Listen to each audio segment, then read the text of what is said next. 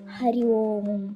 నాన్నగారు చెప్పారండి, మృత్యుగుడికి పోయి ముడివిప్పునే గాని పొసగ స్వామి చూసి మొక్కడతడు. కుక్క ఇల్లు సొచ్చి కుండలు వెతుకదా, విశ్వదాభిరామ వినురవేమా అని.